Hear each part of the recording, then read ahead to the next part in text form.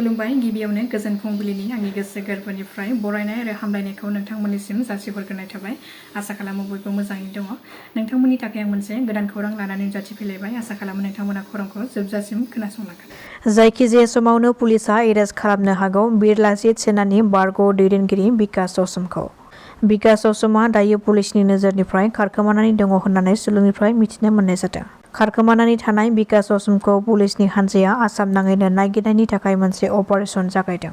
मख'नो गोनांदि बावैसो सान सिगाङाव बिरलाचित सेनानि हान्जाया सासे सुबुंखौ लांखारनानै रां दाबि खालामनानै गासै 9 सोद्रोमाफोरा हमजादोंमोन। बे जाथायनि उननिफ्रायनो दायो पुलिसनि हान्जाया बिकास असमनि लांखारनाय, हुमखि होनाय, दावराव दावसि बायदि गाज्रि जाथायफोर खालामनायनि सायाव नायबिजिरनाया सोलिगासिनो दङ। बेनि अनगायैबो बिरलाचित सेनानि गाहाय रान्टु पानि फुकनखौबो मोनसे खौरां मेल लानाय समावनो पुलिसा एरेस्ट खालामदोंमोन। क'क्राझारनि टेङापारा दिपु र'डआव गिख्रंथाव अर खामनाय जाथाय। क'क्राझारनि टेङापारा दिपु र'डनि साखाथियाव थानाय थेलेब मोसाहारिनि न'आव सोमजिदों बे गिख्रंथाव अर खामनाय जाथाया। मिथिनो हानाय बादिब्ला बे अर खामनाय जाथाय जानाय समाव नखरनि सोद्रोमाफ्रा छठ पुजा नायनो थांनाय समावनो रावबो गैयि समाव खामदों बे अरा। बे गिख्रंथाव अर खामनायनि जाहोनाव नखरनि मुवा बेसाद मोनसेबो जिरादखौनो खामनायनिफ्राय होबथानो हायाखै। नखरनि सोद्रोमाफोरनि उन्दुग्रा बिसना, जानाय माइरं, न'नि फार्निचारफोर आरो बेनि अनगायैबो थेलेब मोसाहारिनि नखराव थानाय भाराथियाफोरनि मुवा बेसादफोर जेरै गोनां फोरमानलाइफोरजों लोगोसे लेपटप बायदिसिना बेसादफोराबो खामनानै सेवहांगार जालाङो। मिथिनो हानाय बादिब्ला बे अर खामनाय जाथायाव खमैबो 15 लाख रांनि बांसिन धोन सम्पथिफोरा खामनानै सेवहांगार जायो होननानै मिथिहोदों।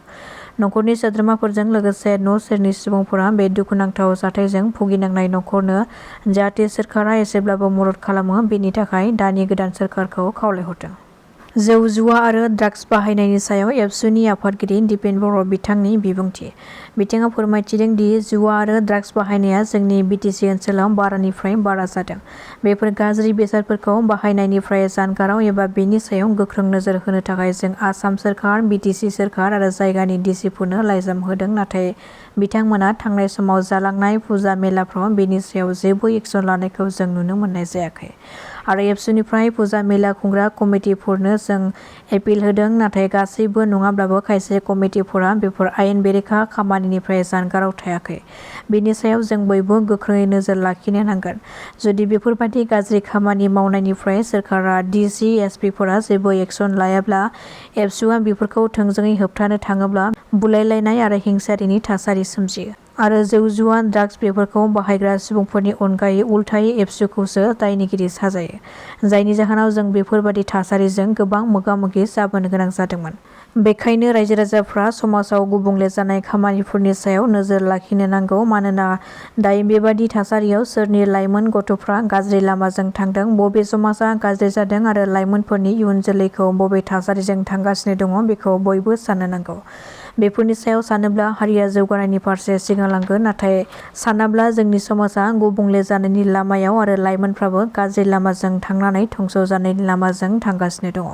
चिरां जिल्ला एबसुनि मावख'आव गोनांथार आयदाफोरखौ लानानै बर'नि माहारियारि आफादफोरनि सावरायलायनाय हाबाफारिजों लोगोसे बे गोनां खौरांफोरखौ बुंथियो एबसुनि आफादगिरि दिपेन बर' बिथाङा। रङियानि तुलसिबारियाव 4 डकाइतफोरखौ हमनो हायो पुलिसनि हान्जाया। बिसोर 4 डकाइतफोरा पुतला पिस्तल दिन्थिनानै जायगानि सुबुंफोरखौ मोनसे गिखांहोनाय थासारि सोमजिहोदोंमोन। खाजानाय 4 डकाइतफोरखौ नलबारि जिल्लानि कासिमपुरनि जहिरुद्दिन आली, महरुद्दिन आली, जाहिदुल इस्लाम आरो गुबुन सासेखौ आजिजुर आली होननानै पुलिसा मिथिहोदों। पुलिसनि हान्जाया बे हमजानाय डकाइतफोरनिफ्राय 2 पुतला पिस्तलजों लोगोसे 3 बाइकखौबो हमनो हायो। मैयानि सानाव तामुलपुर जिल्लानि थाइगिरखारि सकआव लामा जाब्रबथायजों सासे उन्दै गथ'सानि जिउ खहा जायो।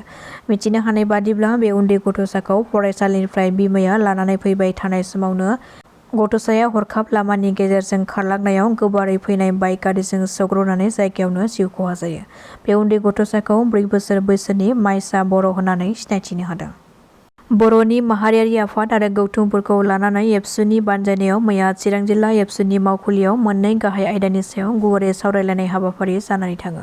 फैगौ 25 नबेम्बराव आसाम आयेन आफादनि जथुम्मायाव गोदानै मोनद' हारिखौ एसटि खालामनो बिल लाबोनायनि हेंथायै गसंथानो आरो थाखानाय एसटिनि संबिजिदारि आरो राजखान्थियारि मोनथायखौ रैखा खालामनाय फैगौ 10 नबेम्बराव गुवाहाटीनि खानापारा गेलेग्रा फोथाराव 1 लाख सुबुंगमाखौ CC/TVनि गेजेरजों जाफुंसार होनाय। बेनि अनगायैबो बर' गोजोन गोरोबथानि गुबै दफाफोरखौ थाबै मावफुंनांगौनि थाखाय भारत सोरखार आरो आसाम सोरखारखौ नारसिननाय आरो बर' आफादफोरनि हेफाजाब बायदि बायदि। बे सावरायनायनि गेजेरजों माखासे गोख्रों थांखिफोर आजावनाय जायो आरो BTC, कार्बि आंलं, दिमा हासाव गासै अट'नमास काउन्सिल आरो ट्राइबेलनि राजखान्थियारि आरो संबिजिदारि गोहोखौ रैखाथि होनायनि थाखाय बर' आफादफोरा खौसेयै हाबा मावलांनो थाखाय थांखि लायो। दुलाराय बर' फरायसा आफादनिफ्राय।